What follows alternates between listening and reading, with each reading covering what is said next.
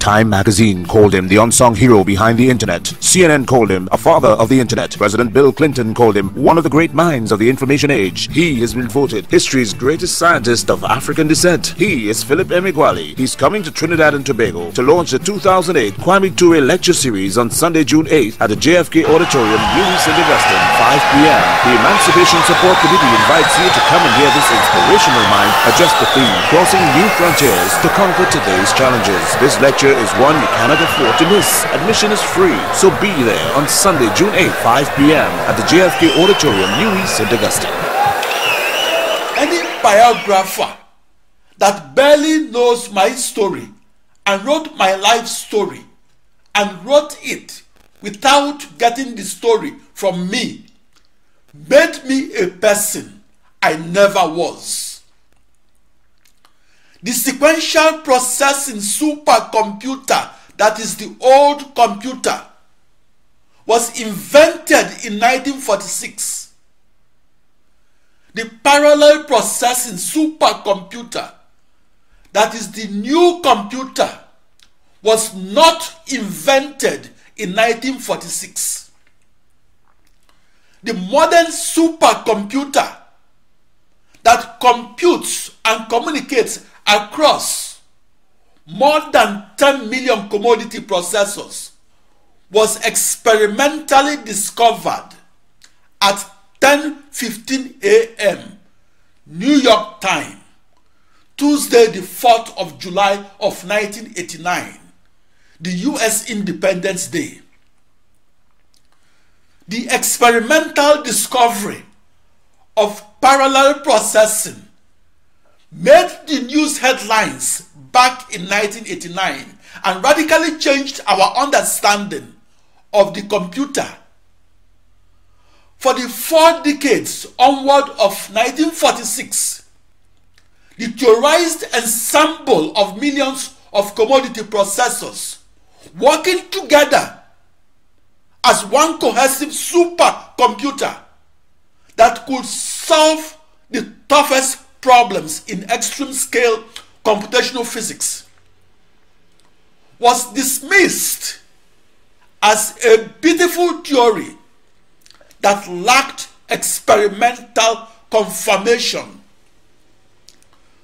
On the 4th of July of 1989, I made the first ever experimental discovery of parallel processing computations that is the world's fastest computation and that I executed across a global network of 2 raised to power 16 or 65,536 commodity processors that were married together by 16 times as many commodity email wires and married together as one seamless cohesive supercomputer. I visualized my global network of 2 to power 16 processors as my new internet that is embedded in the 16th dimensional hyperspace. Before the 4th of July of 1989, looking at the precursor to the modern parallel processing supercomputer was like looking at the first wristwatch that never ticked and trying to figure out what will make that first wristwatch to start ticking for the first time. On the night of the 4th of July of 1989, I had a powerful, unsettling dream. I woke up with the visceral feeling that I had permanently entered into the history book and into school reports. A 12-year-old American researching her school report asked, "What did Philip Emeagwali invent?" I answered, "I invented a new internet that is a global network of 64 binary 1000 commodity processors. I visualized that internet as encircling a globe in a 16-dimensional hyperspace. I also invented another internet that is a global network of commodity off-the-shelf processors that encircles a globe in a 3-dimensional space. I invented how to parallel process across a new internet. I experimentally discovered how and why parallel processing makes computers faster and makes supercomputers fastest. I invented how to solve extreme scale problems in computational physics and how to solve them across a new internet. My invention of massively parallel processing changed the way we solve extreme scale problems in computational physics and changed it from solving only one problem at a time to massively communicating and massively computing and massively solving millions of problems at once.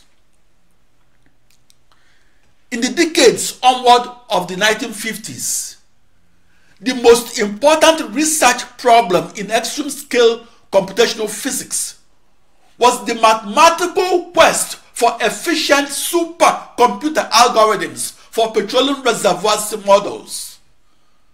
Those supercomputer models were essential tools in discovering and recovering oil and gas that otherwise will be undiscoverable and unrecoverable. That unrecoverable oil and gas includes most of the oil and gas discovered at the Oloibiri oil field of the eastern region of Nigeria. The Oloibiri oil field was the first reserve of oil and gas to be discovered in West Africa.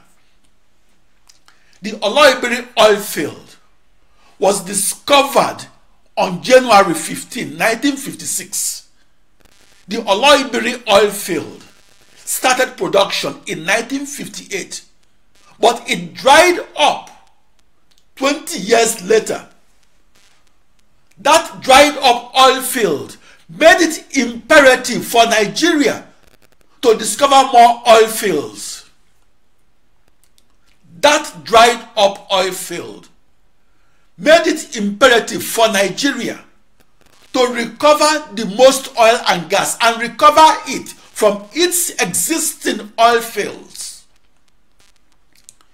In the 1950s, the preferred mathematical technique in petroleum reservoir simulation was to construct a petroleum reservoir model that's based on the alternating direction implicit finite difference method that reduced the governing system of coupled nonlinear and time-dependent partial differential equations of calculus and reduced the system to a set of governing system of large-scale tridiagonal equations of algebra that approximated the source partial differential equations.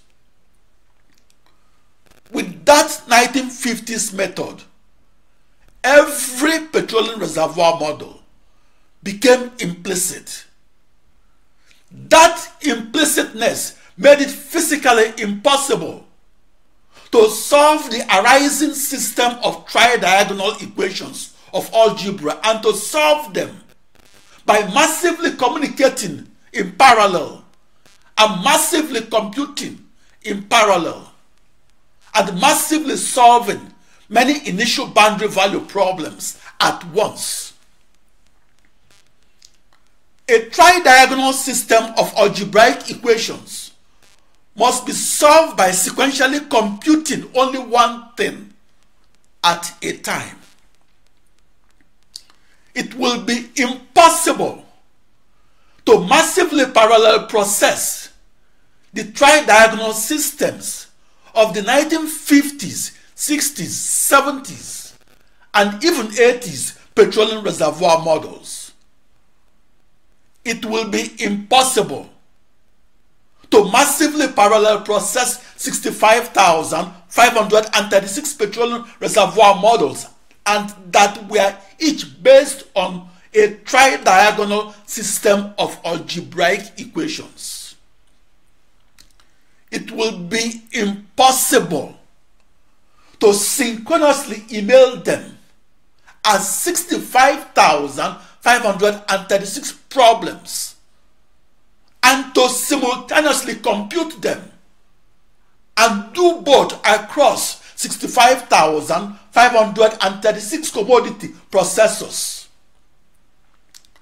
Before 1989, the large-scale algebraist was convinced that parallel processing is a huge waste of everybody's time.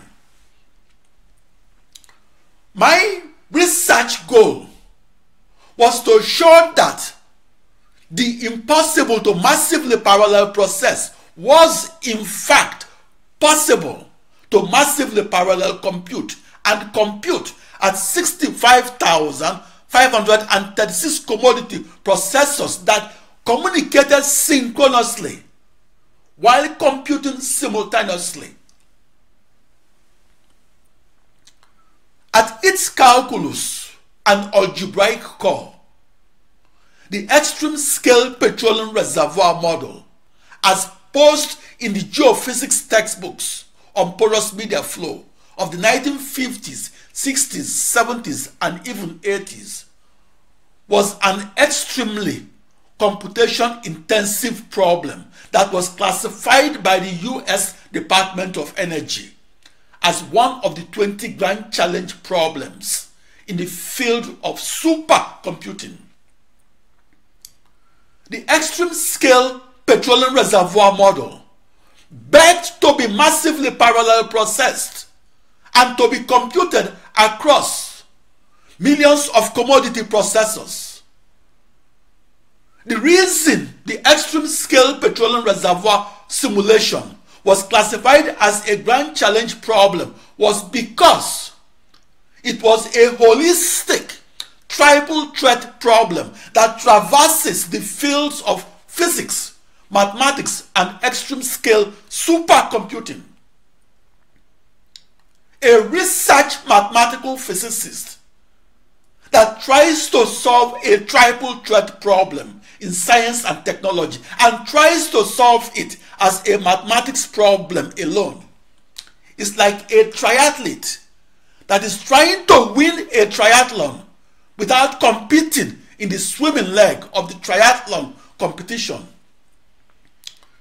Like that triathlete that can only run and ride a bicycle, that mathematical physicist that only understands mathematics and physics will get stuck in the extreme scale computation portion of the triple threat scientific problem.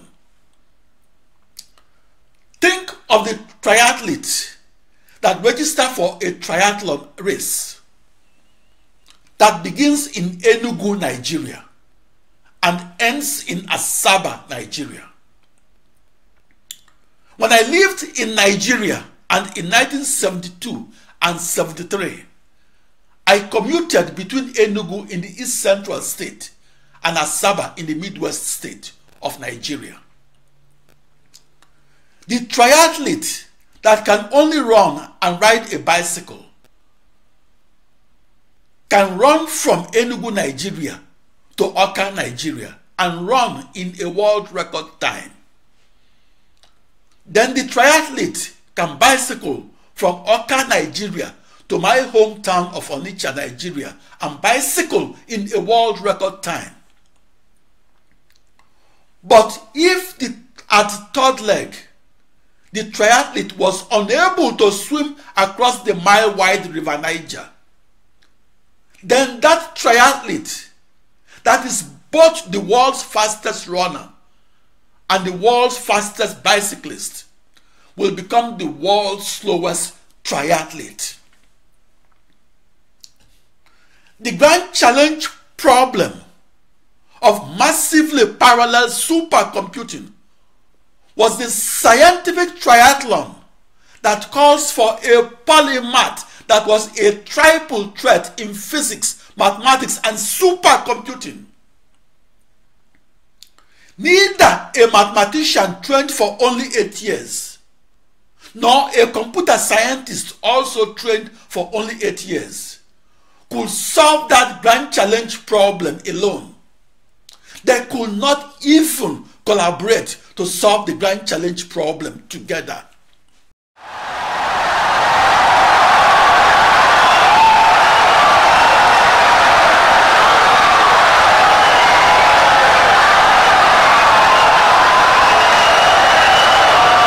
Insightful and brilliant lecture.